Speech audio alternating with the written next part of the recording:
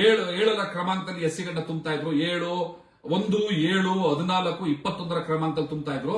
ಒಳ ಮೀಸಲಾತಿ ಬಂದ್ಮೇಲೆ ಅದನ್ನು 9 ಮಾಡ್ಬಿಟ್ಟಿದ್ದಾರೆ ಅಂತ ಹೇಳ್ತಿದಾರಲ್ಲ, ಸುಳ್ಳು ಅದು. ನಮ್ಗೆ ನಮ್ಮೆಲ್ಲ ನಮಗ್ ಸಿಗಬೇಕಾಗಿರೋದಲ್ಲೂ ಕೂಡ, ನಮ್ಗೆ ನ್ಯಾಯಬದ್ಧವಾಗಿ ಸಿಗಬೇಕಾಗಿರೋದೆಲ್ಲ ಕೂಡ ಮಾಲಿಗರಿಗೆ ಹೋಗ್ತಾ ಇದೆ, ನಮಗೆ ಅನ್ಯಾಯ ಆಗ್ತಾ ಇದೆ ಅನ್ನುವಂತಹ ಬಲಗೈ ಸಮುದಾಯದ ವಾದ. ಒಂದು ಮೊದಲಿಗೆ ಏನಿದು ರೋಸ್ಟರ್ ಪದ್ಧತಿ? ಈ ರೋಸ್ಟರ್ ಪದ್ಧತಿಯಲ್ಲಿ ಏನ್ ಅನ್ಯಾಯ ಆಗ್ತಾ ಇದೆ? ಈಗ ಧಾರವಾಡ ಯೂನಿವರ್ಸಿಟಿ 8 ಪೋಸ್ಟ್ ಇತ್ತಲ್ಲ, ಆ 8 ಪೋಸ್ಟ್ ಅಲೆಮಾರಿಗಳಿಗೆ ಹೋಗ್ತಾ ಇತ್ತು, ಮಾಲಿಗರಿಗೆ ಒಂದು ಸಿಗ್ತಾ ಇರಲಿಲ್ಲ. ಆಗ ಮಾಲಿಗರೇನಾದ್ರು ಎಲ್ಲ ಅಲೆಮಾರಿಗಳಿಗೂ ಹೋಯ್ತು, ನಮ್ಗೆ ಏನು ಸಿಗ್ಲಿಲ್ಲ ಅಂತ ಬಾಯ್ ಬಿಟ್ಕೊಂಡಿದ್ರೆ ಸೇಮ್ ಇದೇ ಮಾತು ಅವ್ರಿಗೆ ಹೇಳ್ತಾ ಇದ್ದೆ. ಅನುಸರಣೀಯ ಆಧಾರದ ಮೇಲೆ ಸಿಗುವಂತಹ ಆದ್ಯತೆ ಯಾರಿಗೆ ಏನೂ ಸಿಕ್ಕಿಲ್ವೋ ಅವ್ರಿಗೆ ಮೊದಲು ಸಿಗ್ತಾ ಇದೆ, ಸ್ವಲ್ಪ ತಾಳ್ಮೆಯನ್ನು ವಹಿಸಿ. ಸ್ನೇಹಿತರೆ ನಮಸ್ಕಾರ, ಜೈ ಭೀಮ್. ಇವತ್ತು ಒಂದು ಮಹತ್ತರವಾದಂತಹ ವಿಚಾರದ ಬಗ್ಗೆ ಚರ್ಚೆ ಮಾಡೋಣ ಅಂತ ಬೆಳಗ್ಗೆ ಅನೌನ್ಸ್ ಮಾಡಿದ್ದೆ. ಒಳ ಮೀಸಲಾತಿ ವಿಚಾರಕ್ಕೆ ಸಂಬಂಧಪಟ್ಟಂತೆ ರೋಸ್ಟರ್ ಪದ್ಧತಿನಲ್ಲಿ ಬಲಗೈ ಸಮುದಾಯಕ್ಕೆ ಅನ್ಯಾಯ ಆಗ್ತಾ ಇದೆ ಅನ್ನುವಂತಹ ಒಂದು ಮಾತುಗಳು ಓಡಾಡ್ತಾ ಇದ್ದಾವೆ. ಅದು ಎಷ್ಟರ ಮಟ್ಟಿಗೆ ಸರಿ ತಪ್ಪು ಅನ್ನೋದನ್ನ ನಾನು ಹೇಳೋದಿಲ್ಲ, ಇರುವಂತಹ ದಾಖಲೆಗಳ ಸಮೇತವಾದಂತಹ ಆಧಾರಗಳನ್ನ ನಿಮ್ಮ ಮುಂದೆ ಇಡ್ತೀನಿ.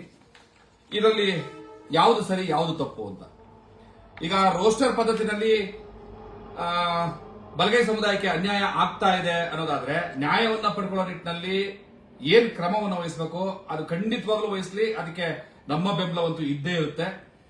ಆದ್ರೆ ಈಗೇನ್ ಬರ್ತಾ ಇರುವಂತದ್ದು ಆಪಾದನೆ ಏನು ಅಂತಂದ್ರೆ, ಈ ರೋಸ್ಟರ್ ಪದ್ಧತಿನಲ್ಲಿ ಎಲ್ಲ ಅವಕಾಶ ಸಾರಾಸಟ್ಟಾಗಿ 100% ಅವಕಾಶ ಮಾದಿಗರಿಗೆ ಮಾತ್ರ ಹೋಗ್ತಾ ಇದೆ.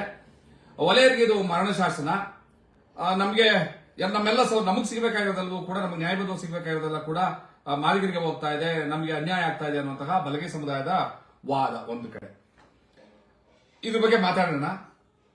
ಮತ್ತೆ ಮಾಜಿ ಸಚಿವರಾದಂತಹ ಎನ್ ಮಹೇಶ್ ಅವರು ಇದೇ ವಿಚಾರಕ್ಕೆ ಸಂಬಂಧಪಟ್ಟಂತೆ ಮಾತಾಡ್ತಾ, 30 ವರ್ಷಗಳಷ್ಟು ಕಾಲ ಬಲಗೈ ಸಮುದಾಯಕ್ಕೆ ಅನ್ಯಾಯ ಆಗ್ಬಿಡುತ್ತೆ, ನಾನು ಈ ಸಮುದಾಯದ ಪ್ರತಿನಿಧಿ, ಹಾಗಾಗಿ ನನ್ನ ಸಮುದಾಯದ ಪರವಾಗಿ ನಾನು ಮಾತಾಡಲೇಬೇಕಾಗುತ್ತೆ ಅನ್ನೋಂತ ಮಾತನಾಡಿದರೆ, ಅವರ ಬದ್ಧತೆಯನ್ನು ನಾನು ಗೌರವಿಸ್ತೀನಿ. ಸಮುದಾಯಕ್ಕೆ ಅಂದ್ರೆ ಯಾವ ಜಾತಿಗೆ ನಾನು ಹುಟ್ಟಿದ್ದೀನಿ ಆ ಜಾತಿಗೆ ನಾನು ನಿಯತ್ತಾಗಿರ್ಬೇಕು ಅನ್ನೋ ಅವ್ರ ಮಾತಿದೆ, ಅದನ್ನು ಖಂಡಿತವಾಗ್ಲೂ ನಾನು ಗೌರವಿಸ್ತೀನಿ.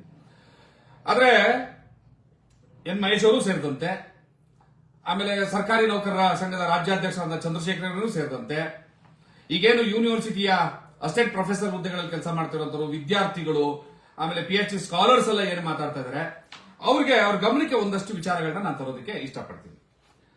ಮೊದಲಿಗೆ ಏನಿದು ರೋಸ್ಟರ್ ಪದ್ಧತಿ? ಈ ರೋಸ್ಟರ್ ಪದ್ಧತಿಯಲ್ಲಿ ಏನ್ ಅನ್ಯಾಯ ಆಗ್ತಾ ಇದೆ? ಸ್ನೇಹಿತರೆ, ಈ ನೇರ ನೇಮಕಾತಿ ಮತ್ತು ಬಡ್ತಿ ನೇಮಕಾತಿ 2 ರೀತಿಯಾದಂತಹ ನೇಮಕಾತಿಗಳು ಸರ್ಕಾರದಲ್ಲಿ ಆಗ್ತದೆ. ಮೊದಲನೇದು ನೇರ ನೇಮಕಾತಿ, ಅಂದ್ರೆ ಎಕ್ಸಾಮ್ಗಳ ಮೂಲಕ, ಇಂಟರ್ವ್ಯೂಗಳ ಮೂಲಕ ಸರ್ಕಾರ ಅಭ್ಯರ್ಥಿಗಳನ್ನ ಆಯ್ಕೆ ಮಾಡಿಕೊಂಡು ಉದ್ಯೋಗಗಳಿಗೆ ನೇಮಿಸುವಂತದ್ದು. ಇನ್ನೊಂದು ನೇಮಕಾತಿ ಬಡ್ತಿಗಳ ಮೂಲಕ, ಪ್ರಮೋಷನಲ್ ಮೂಲಕ ನೇಮಕಾತಿಗಳನ್ನ, ಉನ್ನತ ಮಟ್ಟದ ಹುದ್ದೆಗಳಿಗೆ ನೇಮಕಾತಿಗಳನ್ನ ಮಾಡುವಂತದ್ದು. 2 ಪ್ರಕಾರ, 50-50. ಒಂದು ಪ್ರಮೋಷನ್ ಮೂಲಕ 50% ನೇಮಕಾತಿಗಳಾಗ್ತದೆ, ಮತ್ತೆ ನೇರ ನೇಮಕಾತಿ, ಡೈರೆಕ್ಟ್ ರಿಕ್ರೂಟ್ಮೆಂಟ್, ಅದರ ಮೂಲಕ 50% ನೇಮಕಾತಿಗಳಾಗ್ತದೆ. ಈಗ ಹೇಳ್ತಾ ಇರುವಂತದ್ದು ಏನು ಅಂತಂದ್ರೆ, ಮೊದಲು ರೋಸ್ಟರ್ ಪದ್ಧತಿನಲ್ಲಿ 1, 7, 14 ಹಿಂಗಿತ್ತು, ಇಲ್ಲಿದೆ 1, 7, 14, 21 ಇಲ್ಲಿದೆ. ಅದು ಅವ್ರು ಹೇಳ್ತಾ ಇರೋದು ಸುಳ್ಳಲ್ಲ. ನಮಗೆ ನೇಮಕಾತಿಗಳಲ್ಲಿ 1, 7, ಆಮೇಲೆ 14, 21, 25, 27 ಕ್ರಮಾಂಕದಲ್ಲಿತ್ತು. ಈಗ 1, 9 ಮಾಡಿಬಿಟ್ಟಿದ್ದಾರೆ. ಸೊ 2 ನಮಗೆ ಲಾಸ್ ಆಗ್ತಾ ಇದೆ, 2 ಕ್ರಮಾಂಕದಲ್ಲಿ ಲಾಸ್ ಆಗ್ತಾ ಇದೆ. ಇದು ತಪ್ಪು. ರಾಜ್ಯ ಸರ್ಕಾರ ಇದನ್ನ ಸರಿ ಮಾಡಬೇಕು ಅಂತ ಹಂಗೇನಾದ್ರೂ ಮಾಡಿಸೋದಾದ್ರೆ ಖಂಡಿತವಾಗ್ಲೂ ಮಾಡಲಿ, ಸಂತೋಷ. ಆದ್ರೆ ವಾಸ್ತವ ತಿಳ್ಕೋಬೇಕಲ್ವಾ? ಈ 1 ಮತ್ತು 7 ಏನಿತ್ತು ಅಂತ ಹೇಳ್ತಾ ಇದ್ರಲ್ಲ, ಇದು ಡೈರೆಕ್ಟ್ ರಿಕ್ರೂಟ್ಮೆಂಟ್ ಅಲ್ಲಿ ಇದ್ದದ್ದ ಆದೇಶ ಅಲ್ಲ. ಸರ್ಕಾರಿ ಆದೇಶ ಸಂಖ್ಯೆ ಇಲ್ಲಿದಾವೆ ನೋಡಿ. ತಾನು ಸರ್ಕಾರದ ಕರ್ನಾಟಕ ರಾಜ್ಯ ಪತ್ರವನ್ನೇ ನಿಮ್ಮ ಮುಂದೆ ಇಟ್ಕೊಂಡು ಮಾತಾಡ್ತಾ ಇದ್ದೀನಿ. ಸರ್ಕಾರಿ ಆದೇಶ ಸಂಖ್ಯೆ 1978, ಸರ್ಕಾರಿ ಆದೇಶ ಸಂಖ್ಯೆ 1979, ಸರ್ಕಾರಿ ಆದೇಶ ಸಂಖ್ಯೆ 2022, ಸರ್ಕಾರಿ ಆದೇಶ ಸಂಖ್ಯೆ 2022. ಆ ವರ್ಷದಲ್ಲಿ 2 ಸಾರಿ ಆದೇಶಗಳಾಗಿದ್ದಾವೆ. ಇದ್ರ ಪ್ರಕಾರ ಇಲ್ಲೊಂದು ಆದೇಶ ಸಂಖ್ಯೆ ಇದೆ, ತೋರಿಸ್ತೀನಿ. ಸರ್ಕಾರಿ ಆದೇಶ ಸಂಖ್ಯೆ CRSUE 02 ಸೇ ಹಿ ಮ ಸೇವಾ ಹಿರಿತನದ ಆದ್ಯತೆ ಮೇಲೆ ಕೊಡುವಂಥದ್ದು 2022ರ ಆದೇಶದಂತೆ ಈ ರೋಸ್ಟರ್ ಪದ್ಧತಿ 78ರಿಂದ 2022ರವರೆಗೂ ಇದೆ. ಇದರಲ್ಲಿ ಕ್ರಮಾಂಕ 1 ಪರಿಶಿಷ್ಟ ಜಾತಿ, ಕ್ರಮಾಂಕ 7 ಪರಿಶಿಷ್ಟ ಜಾತಿ, ಕ್ರಮಾಂಕ 14 ಪರಿಶಿಷ್ಟ ಜಾತಿ, ಕ್ರಮಾಂಕ 21 ಪರಿಶಿಷ್ಟ ಜಾತಿ. ಅವ್ರು ಹೇಳಿದ್ದು ಕರೆಕ್ಟ್. ಬಲಗೈ ಸಮುದಾಯದ ವಿದ್ಯಾರ್ಥಿಗಳು, ನೌಕರರು, ರಾಜಕಾರಣಿಗಳು ಏನ್ ಹೇಳ್ತಿದ್ದಾರೆ, ಇವರು ಹೇಳಿದ್ದು ಸರಿ. ಆದರೆ ಇದು ಡೈರೆಕ್ಟ್ ರಿಕ್ರೂಟ್ಮೆಂಟ್ಗೆ ಅನ್ವಯಿಸುವಂತದ್ದಲ್ಲ, ಬಡ್ತಿ ಮೂಲಕ ಏನು ನೇಮಕಾತಿಗಳಾಗ್ತದಲ್ಲ ಅದಕ್ಕೆ ಅನ್ವಯಿಸುವಂತದ್ದು 1, 7, 14, 21. ತುಂಬಾ ಕನ್ಫ್ಯೂಷನ್ ಆಗೋ ಅಗತ್ಯ ಇಲ್ಲ. ಸರ್ಕಾರಿ ಉದ್ಯೋಗಗಳ ನೇಮಕಾತಿಗಳಿಗೆ ಹಿಂದೆ 1, 7, 14, 21 ಕ್ರಮಾಂಕದಲ್ಲಿ ಅಂದ್ರೆ ಅಮಾಂಗ್ ದ 100 ರಿಕ್ರೂಟ್ಮೆಂಟ್ ಅಲ್ಲಿ 1, 7, 14, 21, 25, 27, 34, 40, 47, 54, 60, 67, 73, 76, 80, 87, 93ರ ಕ್ರಮಾಂಕದಲ್ಲಿ ಎಸ್ಸಿಗಳಿಗೆ ಆಗ್ತಾ ಇರ್ತದೆ.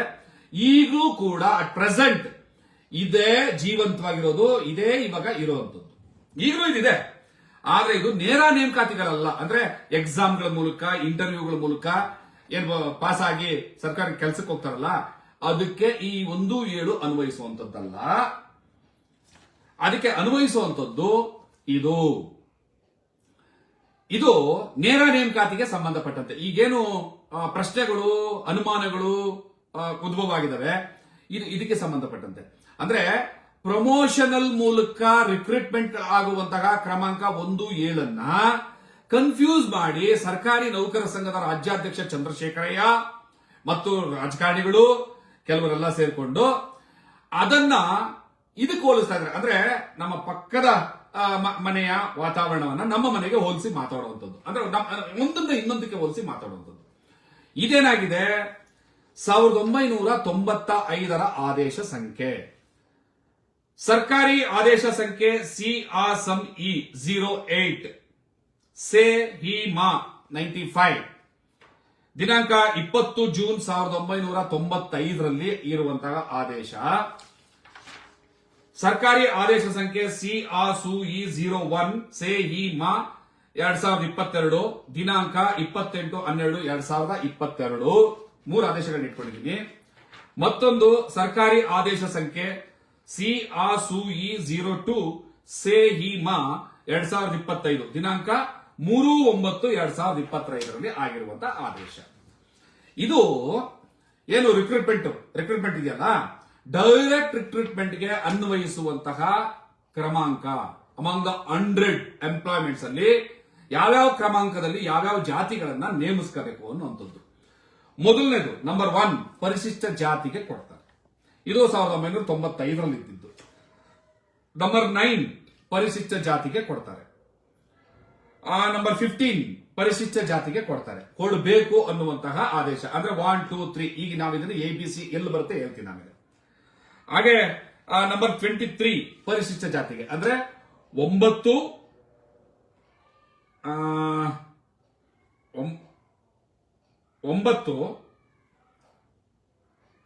ಮತ್ತೆ ಇಲ್ಲಿ ಬರುವಂತದ್ದು 23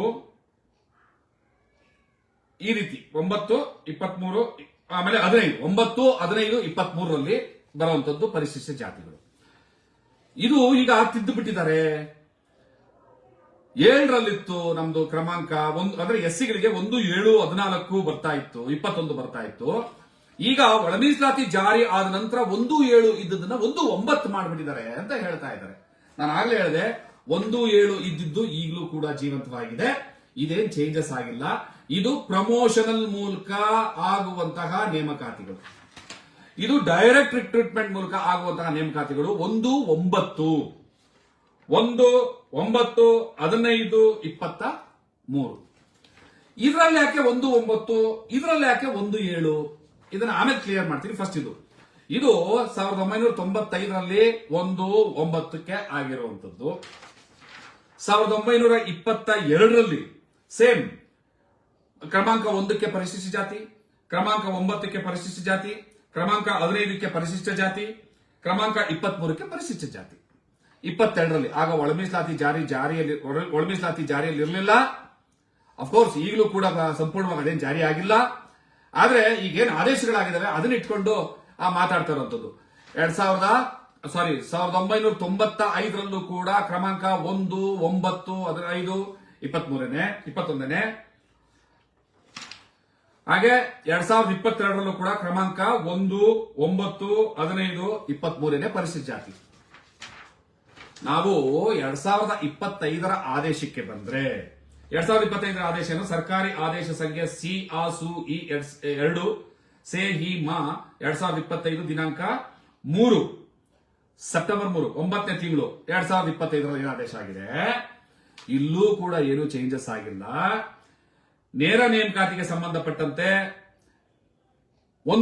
ನಂಬರ್ 1 ಅಂದ್ರೆ ಅಮಂಗ್ 100 ನಂಬರ್ 1 ಮೊದಲನೇ ಹುದ್ದೆ ಯಾರಿಗೆ ಕೊಡಬೇಕು ಅನ್ನುವಂತ ವಿಚಾರ ಬಂದಾಗ ಪರಿಶಿಷ್ಟ ಜಾತಿ ಎ. ಅಲ್ಲಿದ್ದು ಪರಿಶಿಷ್ಟ ಜಾತಿ ಯಾವುದು 1995ರಲ್ಲಿ, 2022ರಲ್ಲೂ ಕೂಡ ಪರಿಶಿಷ್ಟ ಜಾತಿನೇ, 2025ರಲ್ಲೂ ಪರಿಶಿಷ್ಟ ಜಾತಿನೇ. ಒಳ ಮೀಸಲಾತಿಯ ಕ್ರಮಾಂಕದಂತೆ ಕೊಡಬೇಕು ಅಂದಾಗ ಪರಿಶಿಷ್ಟ ಜಾತಿ ಎ ಮೊದಲನೇ ಕೆಲಸ. ಎರಡನೇ ಹುದ್ದೆ ಬಂದಾಗ 9ನೇ ಕ್ರಮಾಂಕದಲ್ಲಿ ಕೊಡ್ತಾರೆ ಪರಿಶಿಷ್ಟ ಜಾತಿ ಬಿ ನೋಡ್ಕೊಳ್ಳಿ. ಹಾಗೆ 15ಕ್ಕೆ ಬಂದಾಗ ಪರಿಶಿಷ್ಟ ಜಾತಿ ಸಿ. ಏನೂ ಬಿಟ್ಟಿಲ್ಲ, ಬಿನೂ ಬಿಟ್ಟಿಲ್ಲ, ಸಿನೂ ಬಿಟ್ಟಿಲ್ಲ. ಈಗ ಎಲ್ಲರೂ ಪ್ರಶ್ನೆ ಮಾಡೋದು, ಹಾಗಾದ್ರೆ ನಾವು 15 ಪೋಸ್ಟ್ಗಳನ್ನ ಕಾಲ್ ಮಾಡೋವರೆಗೂ ಕೂಡ ನಮ್ಗೆ ಅವಕಾಶ ಇಲ್ವಾ? 15ನೇ ಪೋಸ್ಟ್ ಕಾಲ್ ಅಂತಂದ್ರೆ ಯಾವುದು? ಸಿ ಪ್ರವರ್ಗ ಸಿ ಬರುವಾಗ ಬೋವಿ, ಲಂಬಾಣಿ, ಕೊರ್ಮ, ಕೊರ್ಚ, ಅಲೆಮಾರಿಗಳು ಬಂದಾಗ ಕೊಡುವಂಥದ್ದು. ಪ್ರವರ್ಗ ಬಿ ವಲಯ ಮತ್ತು ಸಂಬಂಧಿತ ಜಾತಿಗಳು. ಪ್ರವರ್ಗ ಎ ನಂಬರ್ 1 ಮಾದಿಗ ಮತ್ತು ಸಂಬಂಧಿತ ಜಾತಿಗಳು 1, 9, 14. ಈಗೇನು ಅಂತಂದ್ರೆ ಧಾರವಾಡದ ಯೂನಿವರ್ಸಿಟಿನಲ್ಲಿ 8 ಹುದ್ದೆಗಳನ್ನ ಕಾಲ್ ಮಾಡಿದ್ರು. ಆ 8 ಹುದ್ದೆಗಳು ಮಾದಿಗರಿಗೆ ಹೋಗ್ಬಿಟ್ಟಿದೆ. ವಲಯರು ನಾಶ ಆಗ್ತಾ ಇದ್ದಾರೆ. ಹೌದು, ಹೇಳೋದ್ರಲ್ಲಿ ಸತ್ಯ ಇದೆ. ಆದ್ರೆ 8 ಹುದ್ದೆಗಳು ಒಂದೇ ಡಿಪಾರ್ಟ್ಮೆಂಟ್ಗೆ ಕರೆದಿದ್ದಲ್ಲ. ಒಂದು ಕ್ಲರಿಕಲ್ ಪೋಸ್ಟ್, ಒಂದು ಅಸಿಸ್ಟೆಂಟ್ ಡೈರೆಕ್ಟರ್, ಮತ್ತೊಂದು ಇನ್ಯಾವುದೋ ನಾನ್ ಟೀಚಿಂಗ್ ಏಡ್, ಇನ್ನೊಂದು ಯಾವುದೋ ಒಂದು ಪೋಸ್ಟ್, ಇನ್ನೊಂದು ಯಾವ್ದು ಕಸ ಗುಡಿಸೋ ಪೋಸ್ಟ್. ಅಂದ್ರೆ ವೆರೈಟಿ ಆಫ್ ಪೋಸ್ಟ್. ಇವ್ರೇನ್ ಹೇಳೋದು, 8 ಪೋಸ್ಟ್ ಕಾಲ್ ಮಾಡಿದ್ದಾರೆ ಧಾರವಾಡ ಯೂನಿವರ್ಸಿಟಿಲಿ. 8 ಪೋಸ್ಟ್ 3 ಪ್ರವರ್ಗ ಎ, ಬಿ, ಸಿಗೆ ಸಮಾನವಾಗಿ ಹಂಚಿಕೆ ಆಗ್ಬೇಕಿತ್ತಲ್ವಾ ಅಂತ. ಈಗ ಡಾಕ್ಟರ್ ಪೋಸ್ಟ್ಗೆ ಕಾಲ್ ಮಾಡಿದ್ದಾರೆ, ಇನ್ನೊಬ್ರು ಅಟೆಂಡರ್ ಪೋಸ್ಟ್ಗೆ ಕಾಲ್ ಮಾಡಿದ್ದಾರೆ, ಇನ್ನೊಬ್ರನ್ನ ಕಾಂಪೌಂಡರ್ ಪೋಸ್ಟ್ಗೆ ಕಾಲ್ ಮಾಡಿದ್ದಾರೆ. ಈ 3 ಪೋಸ್ಟ್ ಅನ್ನ ಒಂದೇ ಘಟಕವಾಗಿ ನಾವು ಪರಿಗಣಿಸಿ ಹೆಂಗ್ ಹಂಚೋದು? ಹೆಂಗ್ ಕೊಡಕ್ಕಾಗತ್ತೆ? ಅಸಿಸ್ಟೆಂಟ್ ಪ್ರೊಫೆಸರ್ಗೆ ಅಂತ ಕಾಲ್ ಮಾಡಿದಾಗ ಅಸಿಸ್ಟೆಂಟ್ ಪ್ರೊಫೆಸರ್ ಹುದ್ದೆನಲ್ಲಿ ಯಾರು ಅಪ್ಲೈ ಮಾಡಿರ್ತಾರೆ ಅವರಿಗೆ ಮೊದಲನೇ ಅವಕಾಶ ಮಾದಿಗರು ಕೊಡಬೇಕು. ಯಾಕೆ ಮಾದಿಗರು ಕೊಡಬೇಕು?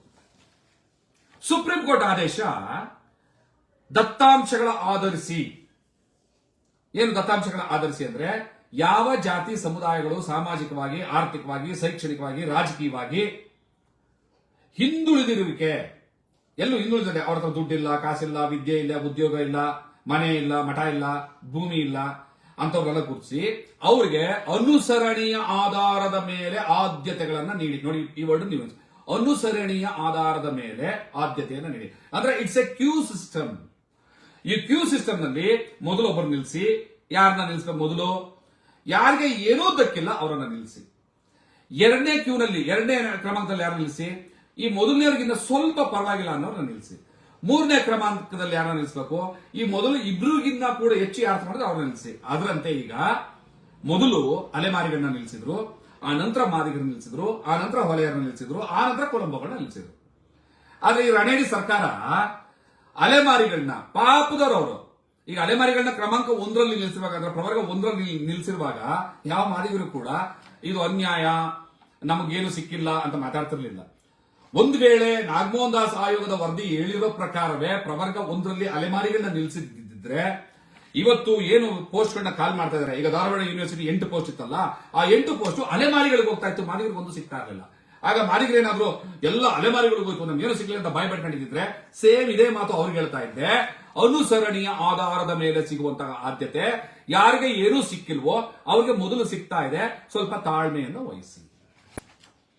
ಸೊ ಈಗ ನಮ್ಮ ಗೌರವಾನ್ವಿತ ಮಾಜಿ ಸಚಿವರು ಎನ್ ಮಹೇಶಣ್ಣವರು ಏನ್ ಮಾತಾಡಿದ್ರು ಅಲ್ಲಿ ಬರ್ತೀವಿ. ಇನ್ನು 30 ವರ್ಷಗಳ ಕಾಲ ನಮ್ಮ ಬಲಗೈ ಸಮುದಾಯಕ್ಕೆ ಏನೂ ಸಿಗಲ್ಲ ಅನ್ನೋ ಮಾತನ್ನ ಅವ್ರು ಹೇಳಿದ್ರು. ಇದು ಒಂದು ರೀತಿ ಸತ್ಯ, ಒಂದು ರೀತಿ ಸುಳ್ಳು. 30 ವರ್ಷಗಳು ಏನು ಸಿಗ್ಲಿಲ್ಲ ಅಂತಂದ್ರೆ ಕಳೆದ ಸುಮಾರು 20 ವರ್ಷಗಳ ಹಿಂದಿನಿಂದಲೂ ಕೂಡ ಈ ಕರ್ನಾಟಕ ರಾಜ್ಯ ಸರ್ಕಾರ ಬ್ಯಾಕ್ಲಾಗ್ಗಳನ್ನ ತುಂಬಲಾರದೆ ಏನು ಅನ್ಯಾಯ ಮಾಡ್ಕೊಬಂತು. ಆ ಮಾತನ್ನ ಆಧರಿಸಿ, ಆ ಪರಿಸ್ಥಿತಿಯನ್ನು ಆಧರಿಸಿ ಅವ್ರು ಹೇಳಿದ್ದು ಸರಿ. ಯಾಕಂದ್ರೆ ಇನ್ನೊಂದು 20 ವರ್ಷ ಬ್ಯಾಕ್ಲಾಗ್ಗಳನ್ನ ಇಟ್ಕೊಂಡ್ರೆ ಅಂತ. ಆದ್ರೆ ರಿಕ್ರೂಟ್ಮೆಂಟ್ಗೂ ಕಳೆದ 2 ವರ್ಷಗಳಿಂದ ಈ ಸರ್ಕಾರ ಬಂದಾಗಲಿಂದ ಪ್ಲಸ್ ಕರೋನಾ ಸಂದರ್ಭದಲ್ಲಿ 1-2 ವರ್ಷ ಆಗಿಲ್ಲ, ಅದು ಗೊತ್ತು. ಆದ್ರೆ ರಿಕ್ರೂಟ್ಮೆಂಟ್ಗಳು ಪ್ರತಿ ವರ್ಷ ಆಗ್ತದೆ. ಪ್ರತಿ ವರ್ಷ ಎಂಪ್ಲಾಯ್ಮೆಂಟ್ ಕಾಲ್ ಮಾಡಲ್ಲ ಸರ್ಕಾರ. ಮಾಡಲಿಲ್ಲ ಅಂದ್ರೆ ಸರ್ಕಾರ ಚಳಿ ಬಿಡಿಸೋ ಕೆಲಸವನ್ನು ಎಲ್ಲರೂ ಸೇರ್ ಮಾಡೋಣ. ಪ್ರತಿ ವರ್ಷ ಜನರು ರಿಟೈರ್ಡ್ ಆಗುವಂಥದ್ದು ರಿಟೈರ್ಡ್ ಏಜ್ ಮುಂದೆ ಹಾಗೆ ಆಗ್ತಾರ. ಸೊ ಆ ಜಾಗಗಳನ್ನ ಫಿಲ್ಅಪ್ ಮಾಡ್ಕೊಳ್ಳೇಬೇಕಾ? ಪ್ರತಿ ವರ್ಷ ರಿಕ್ರೂಟ್ಮೆಂಟ್ ಕರೀಲೇಬೇಕಾ? ಈ 30 ವರ್ಷ ಅಲ್ಲ, 1 ವರ್ಷವೋ 6 ತಿಂಗಳು. ಯಾಕೆ ಅಂತಂದ್ರೆ ನಾನು ಮತ್ತೆ ಒಂದ್ಸರಿ ನಾನು ವಾಪಸ್ ಸುಪ್ರೀಂ ಕೋರ್ಟ್ ಆದೇಶವನ್ನು ಹೇಳ್ತೀನಿ. ಎಂಪರಿಕಲ್ ಡಾಟಾವನ್ನ ಇಟ್ಟುಕೊಂಡು ನೀವು ಅವಕಾಶಗಳನ್ನ ಒದಗಿಸ್ಕೊಡಿ ಅಂತ. ಏನದು ಎಂಪರಿಕಲ್ ಡಾಟಾ? ಹಿಂದುಳಿದಿರುವಿಕೆ. ಎಲ್ಲರೂ ಹೇಳ್ತಾ ಇರೋದು ನಾವು ಜಾತಿಯಲ್ಲಿ ಜನಸಂಖ್ಯೆಯಲ್ಲಿ ಜಾಸ್ತಿ ಇದ್ದೀವಿ, ನಮಗೆ ಸಿಗಬೇಕು. ಎಂಪರಿಕಲ್ ಡಾಟಾ ಅನ್ನೋದು it's not depend upon the population of a cost. ಜಾತಿ ಜನಗಣತಿ, ಜಾತಿ ಜನಸಂಖ್ಯೆ ಇದೆಯಲ್ಲ ಅದ್ರ ಮೇಲೆ ಡಿಪೆಂಡ್ ಆಗಿಲ್ಲ. ಅದು ಡಿಪೆಂಡ್ ಆಗಿರುವಂತದ್ದು ಯಾವುದೇ ಜಾತಿಯ ಹಿಂದುಳಿದುವರಿಕೆ. ಈಗ ಹಂಗ ನೋಡಕ್ ಹೋದ್ರೆ 40 ಲಕ್ಷ ಜನಸಂಖ್ಯೆ ಇರುವಂತಹ ಮಾದಿಗರನ್ನ ಪ್ರವರ್ಗ ಬಿಗ್ ಹಾಕಿ 4.5 ಲಕ್ಷ ಚಿಲ್ಲರೆ ಇದ್ದಂತಹ ಅಲೆಮಾರಿಗಳನ್ನ ಪ್ರವರ್ಗ ಎಗ್ ಹಾಕಿದ್ರಲ್ವಾ, ಅದು ಜನಸಂಖ್ಯೆ ಆಧರಿಸಿ ಕೊಟ್ಟಿದ್ದ. ಯಾರು ಜಾಸ್ತಿ ಜನ ಇದ್ದಾರೆ ಅವ್ರಿಗೆ ಎ ಕೊಡಬೇಕು ಅಂತ ಕೊಟ್ರ. ಜನಸಂಖ್ಯೆ ಕಮ್ಮಿ ಇದ್ರೂ ಕೂಡ ಅಲೆಮಾರಿಗಳಿಗೆ ಇಲ್ಲಿವರೆಗೂ ಏನೂ ಸಿಕ್ಕಿಲ್ಲ. ಪಾಪದ ಸಮುದಾಯಗಳವು ಅಲೆಮಾರಿಗಳು ಅಂತ ಪದದಲ್ಲೇ ಇದೆಯಲ್ಲ, ಅಲೆಮಾರಿಗಳವು. ಅವ್ರಿಗೆ ಪ್ರವರ್ಗ 1ರಲ್ಲಿ ಕೊಟ್ಟಾಗ ನಾವು ಮಾದಿಗ ಸಮುದಾಯದವರು ತಪ್ಪು, ನಾವು ಜಾಸ್ತಿ ಜನಸಂಖ್ಯೆ ಇದ್ದೀವಿ ನಮಗ್ ಕೊಡ್ಬೇಕು ಅಂತ ಕೇಳಿದ್ರೆ ಇಟ್ಸ್ ಎ ಕ್ರೈಮ್ ಅಂತ ಕರಿತಿದ್ರು, ಅಪರಾಧ ಅದು. ಯಾರಿಗೇನು ಸಿಕ್ಕಿಲ್ವೋ ಅದು ಸಿಗಬೇಕು ಫಸ್ಟ್ ಅವ್ರಿಗೆ. ಆದ್ರೆ ಈ ದರಿದ್ರ ಸರ್ಕಾರ ಅವರನ್ನು ತಗೊಂಡೋಗಿ ಗ್ರೂಪ್ ಸಿ ನಲ್ಲಿ ಹಾಕಿದೆ. ಅವರು ಒಲೆಮದಿನ ಜೊತೆಲೆ ಕಿತ್ತಾಡಕ್ಕಾಗಲ್ಲ, ತಗೊಂಡೋಗ್ಬಿಟ್ಟು ಕೊಲಂಬೋಗಳ ಜೊತೆ ಸ್ಪರ್ಶ ಜಾತಿಗಳ ಜೊತೆ ಹಾಕಿದೆ. ಇದು ಕೂಡ ಕ್ರೈಮ್, ಇದು ಕ್ರೂರತ್ವ, ಇದು ಸರ್ಕಾರದ್ದು. ಪಾಪದ ಅಲೆಮಾರಿಗಳು ಅವರು. ಆಯ್ತು, ಈಗ ಸರ್ಕಾರಿ ಆದೇಶ ಏನು ಮಾಡಕ್ಕಾಗಲ್ಲ, ಕಾನೂನನ್ನು ತಂದ್ಬಿಟ್ಟಿದ್ರೆ ಒಪ್ಕೋಬೇಕು. ಈಗ ಮಾದಿಗರಿಗೆ ಸಿಗ್ತಾ ಇದೆ. ಏನು? ನಂಬರ್ 1, ಯಾರು ಕಾಲ್ ಮಾಡ್ತಾರೆ ಅವರೆಲ್ಲರಿಗೂ ಕೂಡ ಇದು ಸಿಗಬೇಕು ಅಂತ. 2ನೇ ಹಂತದಲ್ಲಿ ಈಗ ಮುಂದಕ್ಕೆ ನೆಕ್ಸ್ಟ್ ಹಾಗಾದ್ರೆ ಮುಂದಿನ ವರ್ಷ ಒಂದಷ್ಟು ಜಾಬ್ಗಳನ್ನ ಕಾಲ್ ಮಾಡ್ತಾರೆ. ಅವಾಗಲೂ ಕೂಡ ಎಲ್ಲರೂ ಮಾದಿಗರಿಗೆ ಕೊಟ್ಬಿಡ್ತಾರ? ಕೊಡೋದಿಲ್ಲ. ನಿನ್ ಊಟ ಹಾಕಾಯ್ದಾಯ್ತಲ್ಲಯ್ಯ, ಹೋಗ್ ತಿನ್ಬಿಟ್ಟು ಹೋಗು, ನೀನ್ ಹೋಗು. 2ನೇ ಯಾರಿದ್ದಾರೆ? ಈಗ ಈ ವರ್ಷ ನಾವು ಒಂದು 5 ಅಥವಾ 6 ಪೋಸ್ಟ್ಗಳನ್ನ ಕಾಲ್ ಮಾಡಿರ್ತಾರೆ. 6 ಪೋಸ್ಟ್ ಅಲ್ಲಿ ಮೊದಲನೇ ಆದ್ಯತೆ ಯಾರಿಗೆ? ಪರಿಸ್ಥಿತಿ ಜಾತಿಯವರು ಸಿಗುತ್ತೆ, ಮಾದಿಗರಿಗೆ ಸಿಗುತ್ತೆ, ತಗೊಂಡು ಹೋಗ್ತಾರೆ. ನೆಕ್ಸ್ಟ್ ಕಾಲ್ ಮಾಡಿದಾಗ 6ರ ನಂತರ ಕೌಂಟ್ ಮಾಡ್ತಾರೆ. 7, 8, 9 ಅವಾಗ ಯಾರಿಗೆ ಸಿಗುತ್ತೆ? ಸೆಕೆಂಡ್ ಆಪ್ಷನ್ ಹೊಲೆ ಸಮುದಾಯಕ್ಕೆ ಉದ್ಯೋಗ. ಆಗ ನೀವು ಯೋಚನೆ ಮಾಡಿ, ಈಗೇನು 8 ಪೋಸ್ಟ್ ಕರೆದ ಕೂಡಲೇ ಮಾದಿಗರಿಗೆ ಮಾತ್ರ ಸಿಕ್ತು, ಹೊಲೆ ಸಿಗ್ಲೇ ಇಲ್ಲ ಅಂತ ಹೇಳ್ತಾ ಇದ್ರಲ್ಲ. ನೆಕ್ಸ್ಟ್ ಸೆಕೆಂಡ್ ಟರ್ಮ್ ಅಲ್ಲಿ ಕಾಲ್ ಮಾಡಿದಾಗ ಎಲ್ಲ ಪೋಸ್ಟ್ ಕಂಪ್ಲೀಟ್ ಆಗಿ ಹೊಲೆಯರು ಸಿಗ್ತದೆ. ಅವಾಗ ಮಾದಿಗರಿಗೂ ಒಂದು ಸಿಗೋದಿಲ್ಲ, ಪ್ರವರ್ಗ ಸಿಗೂ ಸಿಗೋದಿಲ್ಲ.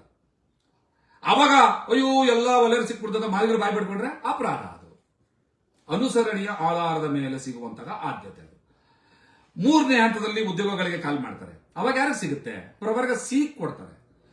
ಸೊ ಇದು ಈ ಪೀರಿಯಡ್ ಎಷ್ಟು, ಗ್ಯಾಪ್ ಎಷ್ಟಿರುತ್ತೆ? ಪ್ರವರ್ಗ ಎಗೆ ಸಿಕ್ಕದಂತಹ ಚಾನ್ಸ್ ಮತ್ತೆ ನೆಕ್ಸ್ಟ್ ಪ್ರವರ್ಗ ಬಿ ಸಿಗೋದಕ್ಕೆ ಎಷ್ಟು ಟೈಮ್ ಇರುತ್ತೆ? 3 ತಿಂಗಳು ಆಗ್ಬೋದು, 6 ತಿಂಗಳು ಆಗ್ಬೋದು, ವರ್ಷನೂ ಆಗ್ಬೋದು. ನೀವು ಬ್ಯಾಕ್ಲಾಗ್ ವಿಚಾರದಲ್ಲಿ 20 ವರ್ಷ ಪೆಂಡಿಂಗ್ ಇಟ್ಕೊಂಡಿದ್ರಲ್ಲ, ಉದ್ಯೋಗಗಳನ್ನ ತುಂಬೋದಕ್ಕೆ 4 ಸರ್ಕಾರಗಳು ತುಂಬದೇನೆ, ಆ ರೀತಿ ಅಲ್ಲ ಇದು. ಸೊ ಹಂಗಾಗಿ ಇದರಲ್ಲಿ 9 ಇತ್ತು, ಅಲ್ಲ ಸಾರಿ 7 ಇತ್ತು. 7ರ ಕ್ರಮಾಂಕದಲ್ಲಿ ಎಸ್ಸಿಗಳನ್ನ ತುಂಬ್ತಾ ಇದ್ರು. 7, 1, 7, 14, 21ರ ಕ್ರಮಾಂಕದಲ್ಲಿ ತುಂಬ್ತಾ ಇದ್ರು. ಒಳಮೀಸಲಾತಿ ಬಂದ್ಮೇಲೆ ಅದನ್ನು 9 ಮಾಡ್ಬಿಟ್ಟಿದ್ದಾರೆ ಅಂತ ಹೇಳ್ತಿದಾರಲ್ಲ, ಸುಳ್ಳು ಅದು. 9ರ ಕ್ರಮಾಂಕದಲ್ಲಿ 1, 9, 23, 15, 1, 9, 15, 23 ಕ್ರಮಾಂಕದಲ್ಲಿ ಏನ್ ತುಂಬ್ತಿದ್ರಲ್ಲ, ಅದು 1995ನೇ ಇಸ್ವಿಯಿಂದ ಚಾಲನೆಯಲ್ಲಿರೋದು. 22ರಲ್ಲೂ ಅದೇ ಇದ್ದಿದ್ದು, 25ರಲ್ಲೂ ಅದೇ ಇರೋದು. ಆದ್ರೆ ಆ SC ಕೋಟಾವನ್ನ ABC ಅಂತ ವರ್ಗೀಕರಣ ಮಾಡಿದ್ದಾರೆ.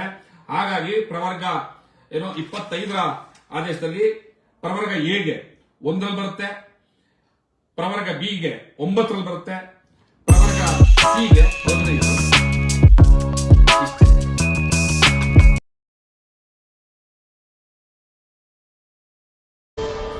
ದ ವಾಯ್ಸ್ ಆಫ್ ಮಾದಿಗ, ನಿಮ್ಮಿಂದ ನಿಮಗಾಗಿ.